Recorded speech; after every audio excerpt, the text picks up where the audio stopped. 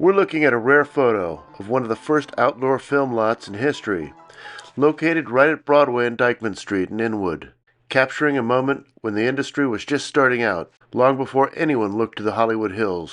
If you were on that corner today, you're probably just catching the A train or grabbing groceries at Fine Fare. But if you could strip up the pavement, you'd find a movie lot that would have seemed out of place even then, perhaps especially so.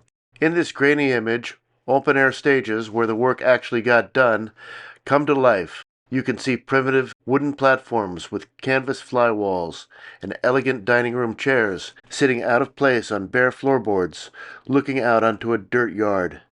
It was a world where neighborhood kids leaned against fences to watch cowboys gallop past medieval knights, a slice of the Wild West connected to the city by a brand new subway.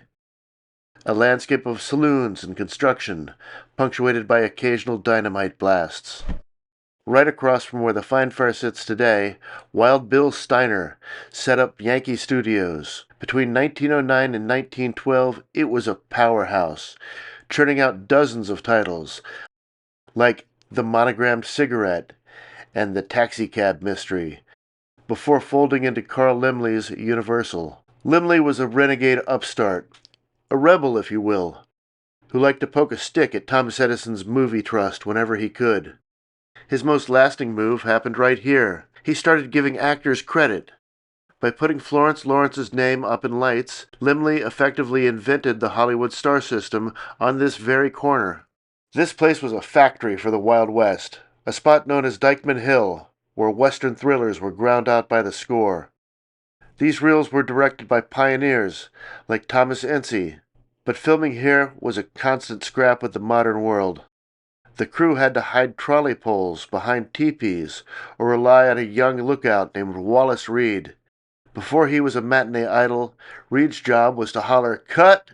before a car drove into the shot and ruined the illusion of the frontier. These stars were our neighbors. The 1920 census shows a colony of actors living in the new apartments rising around the lot.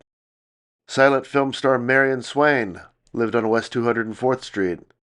Director Dallas Fitzgerald lived nearby, noting that the public likes pictures made outdoors. From Yale Benner on Sherman Avenue to Winifred Leighton on Post, these pioneers built an industry from the ground up. And then, almost as fast as they'd arrived, they were gone. The end came quick as apartment buildings rose at a breakneck pace. By the early 1920s, the movie folks had moved to Fort Lee and eventually left the East Coast for good. Today, this forgotten moment, captured on film, is all that remains of the Hollywood Hudson, buried under the subway entrance. But the history is still there, resting just beneath the surface of Dyckman Street.